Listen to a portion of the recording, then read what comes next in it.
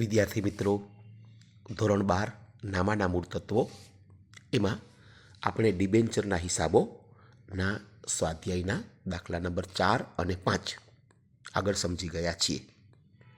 અત્યારે આપણે દાખલા નંબર 6 અને 7 આ બે દાખલા સમજવાના છે. દાખલા નંબર 6માં જરૂરી ગણતરી જોઈએ તો અરજી વખતે 100 રૂપિયાનો જે ડિબેન્ચર છે એમાંથી 25 રૂપિયા છે એ અરજી વખતે કંપનીને મળે છે. 15,000 ડિબેન્ચરના નાણાં છે એ અરજી વખતે મળે એટલે 3,75,000 રૂપિયા કંપનીને મળે છે. મંજૂરી વખતે ટોટલ 35 રૂપિયા, એક ટુકડો 100 રૂપિયામાંથી 35 રૂપિયાનો એક હપ્તો છે એ મળે. 15,000 ડિબેન્ચર એટલે કુલ રકમ છે એ 5,25,000 થાય.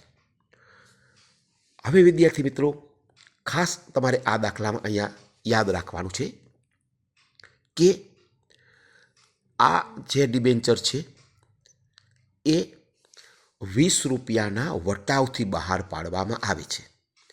એટલે એનો અર્થ એવો થયો કે આ ડિબેન્ચરની જે રકમ છે એમાં 80 રૂપિયા કંપનીને મળે અને 20 રૂપિયા છે એ કંપનીએ વટાવ આપવો પડે, એટલે ઓછા મળે, કંપનીને નુકસાન જાય. એટલે એમ મળીને ટોટલ કિંમત ગણો તો 100 રૂપિયા થાય, પણ એમાં 20 રૂપિયા વટાવના આપણે ઉમેરવા પડે. ફરીથી બીજી રીતે સમજીએ તો અરજી વખતે 25 રૂપિયા, મંજૂરી વખતે 35 રૂપિયા અને હપ્તા વખતે 20 રૂપિયા. આ બધાને જો ભેગા કરીએ તો 80 રૂપિયા કંપનીને મળે. તો 100 રૂપિયાનો ડિબેન્ચર કરવા માટે 20 રૂપિયા જે ઘટે છે એ કંપનીએ નુકસાન ભોગવેલું છે. એટલે કે ડિબેન્ચર હોલ્ડરને એણે વટાવ આપેલો છે એટલી રકમનું એ નુકસાન ભોગવે છે અને એ નુકસાનની રકમ એટલે ડિબેન્ચર વટાવની રકમ મંજૂરી વખતે આપણે લેવાની છે એવી દાખલામાં રકમમાં સૂચના છે. તો ત્યાં તમારે જરૂરી ગણતરીમાં મંજૂરી વખતે જે રકમ મળે છે એ 35 રૂપિયા ગુણ્યા 15,000 કરીએ એટલે 5,25,000 બેંકમાં એ રકમ આવશે.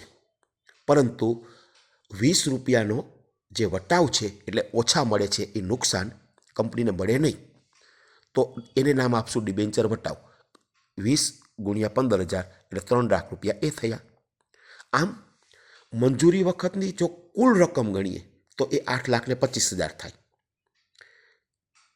કારણ કે આપણે 100 રૂપિયાનો હિસાબ કરવા માટે આ 20 રૂપિયાને પણ ધ્યાનમાં લેવા પડે.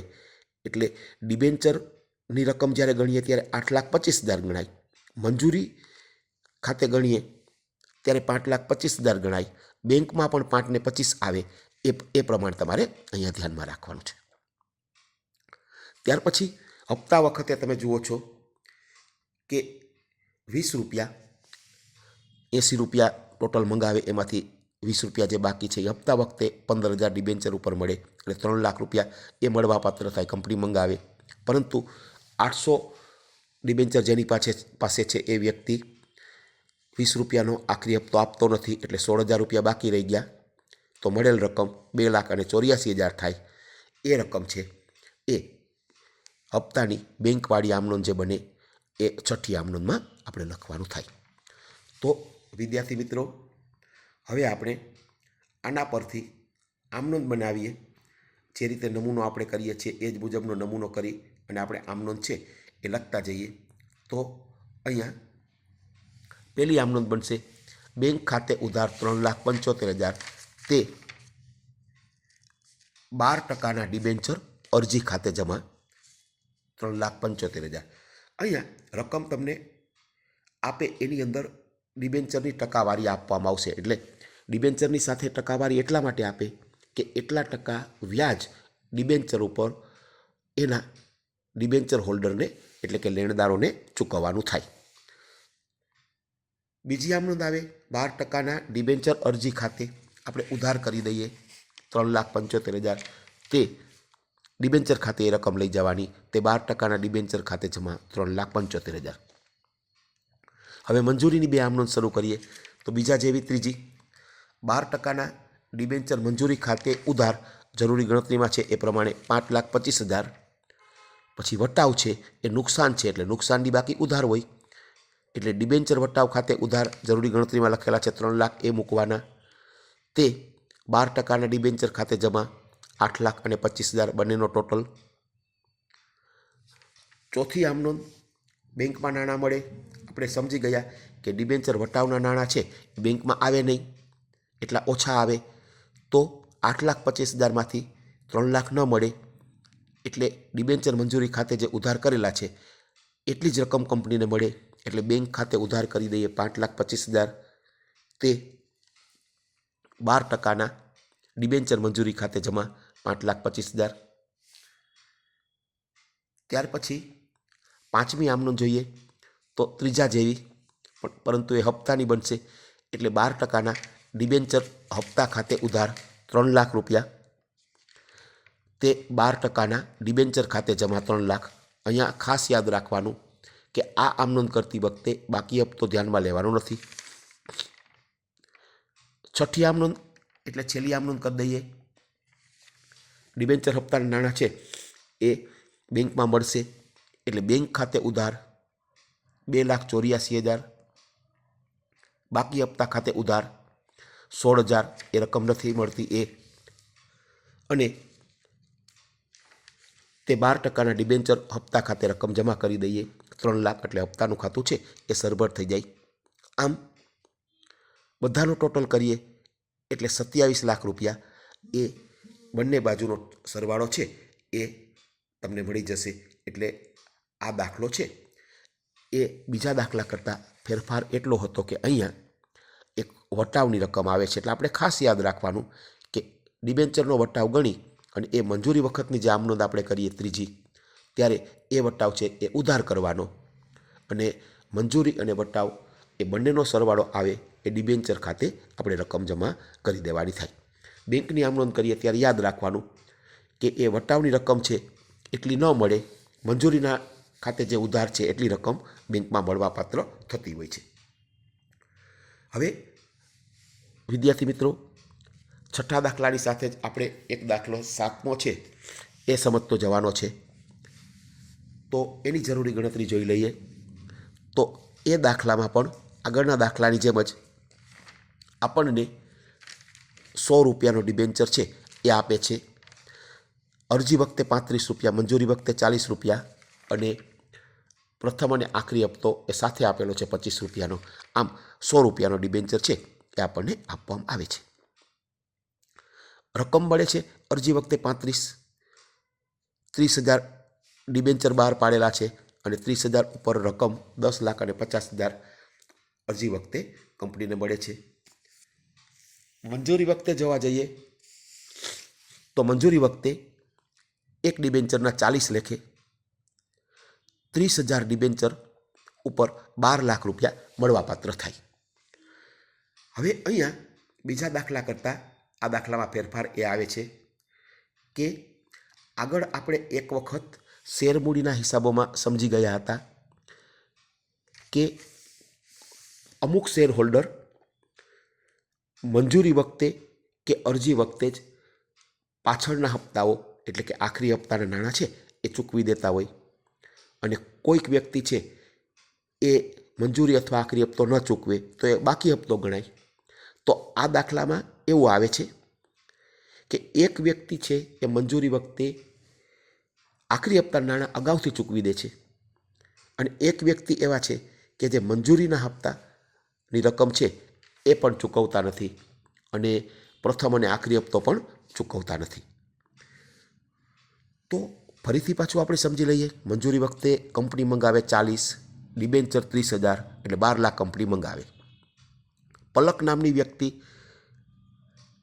એ આખરી હપ્તાના 25 રૂપિયા છે એ મંજૂરી વખતે આપી દે છે એટલે 25 ગુણ્યા એની પાસેના 1,000 શેર ગણીએ એટલે 25,000ની રકમ મંજૂરી વખતે અગાઉથી મળી જાય છે.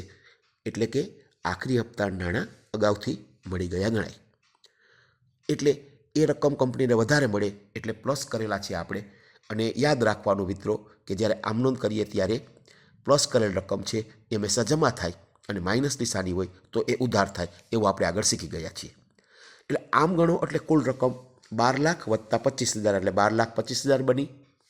એમાંથી આકાશ નામની એક વ્યક્તિ કે જેની પાસે 400 શેર છે એ 400 શેર ધારણ કરનાર વ્યક્તિ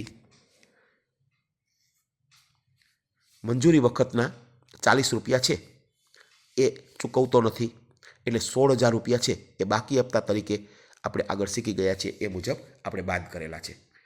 તો 12,25,000 એમાંથી 16,000 જાય, બાદ કરીએ એટલે 12,09,000 એટલી રકમ મળેલ રકમ ગણાય અને એ બેંક ખાતાવાળી ચોથી જે આમનોંધ આવે એમાં આવશે.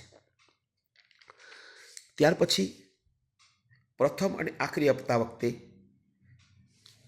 25 રૂપિયા કંપની મંગાવે છે, 30,000 શેર ગણીએ, ડિબેન્ચર ગણીએ એટલે 7,50,000 થાય. એમાં 7,50,000માંથી પલકે મંજૂરી વખતે જ પોતાના 1000 શેર ઉપર 25 રૂપિયા આપી દીધા હતા. એ 25,000 હવે ચૂકવશે નહીં એટલે એ આપણે માઇનસ કરેલા છે. તો 7,50,000માંથી 25,000 ન મળે એટલે 7,25,000 વધે.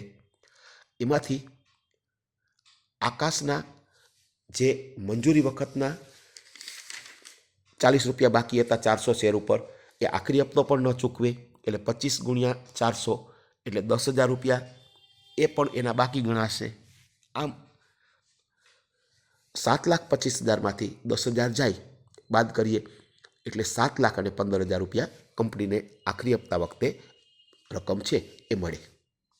હવે આ વાતને લઈ અને આપણે આમનોંધ છે એ કરવાની થશે. તો ડાયનેમિક લિમિટેડના ચોપડામાં આપણે આમનોંધ કરીએ.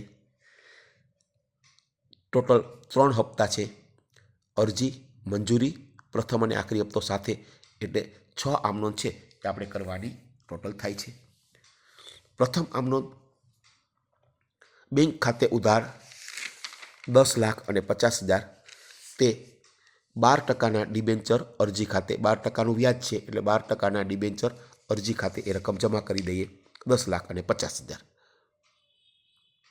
આમનોંધ નંબર 2, 12%ના ડિબેન્ચર અરજી ખાતે ઉધાર કરી દઈએ એટલે એનું ખાતું સરભર થાય 10,50,000 તે 12%ના ડિબેન્ચર ખાતે જમા 10,50,000. આમનોંધ નંબર 3, 12%ના ડિબેન્ચર મંજૂરી ખાતે ઉધાર એટલે કે બીજા જેવી ત્રીજી આમનોંધ, એ રકમ આપણે લેશું 12 લાખ, તે 12%ના ડિબેન્ચર ખાતે જમા 12 લાખ એટલે કે ડિબેન્ચર મંજૂરીની જે ગુણાકારવાળી રકમ છે 40 ગુણ્યા 30,000 એ. ચોથી આમનોંધ કરશું બેંક ખાતે ઉધાર એટલે કે મંજૂરી વખતના મળેલ રકમ જરૂરી ગણતરીમાં જોઈ લેવાનું 12,09,000. ત્યાર પછી ત્યાં જરૂરી ગણતરીમાં જે પ્લસ કરેલા છે એ જમા થાય અને માઇનસ કરેલા છે એ ઉધાર થાય. એટલે આપણે માઇનસવાળી રકમ પહેલાં લઈ લેશું. બાકી હપ્તા ખાતે ઉધાર 16,000 રૂપિયા હવે આપણે જમા કરી દઈએ. તે 12%ના ડિબેન્ચર મંજૂરી ખાતે જમા 12 લાખ એટલે મંજૂરીનું ખાતું છે એ ત્રીજી આમનોંધમાં ઉધાર છે એ સરભર થાય. તે અગાઉથી મળેલ હપ્તા ખાતે એટલે કે જે પ્લસવાળા બાજુમાં જમા લખેલા છે એ 25,000 એને આપણે જમા કરી દઈએ. તે અગાઉથી મળેલ હપ્તા એવું નામ આપીને હવે ઉધારનો સરવાળો તમે કરશો તો એ રકમ અને જમા બાજુનો સરવાળો કરશો એ બંને રકમ છે એ એક સરખી છે એ થઈ જશે.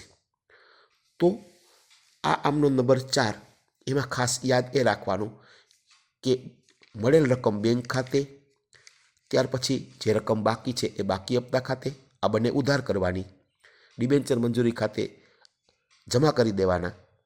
આગળની આમનોંધમાં જેટલા ઉધાર છે એટલા એટલે કે 12 લાખ અને જે રકમ છે એ પલક અગાઉથી આપે છે એને પ્લસ નિશાની છે એને પણ જમા કરી દેવાના 25,000.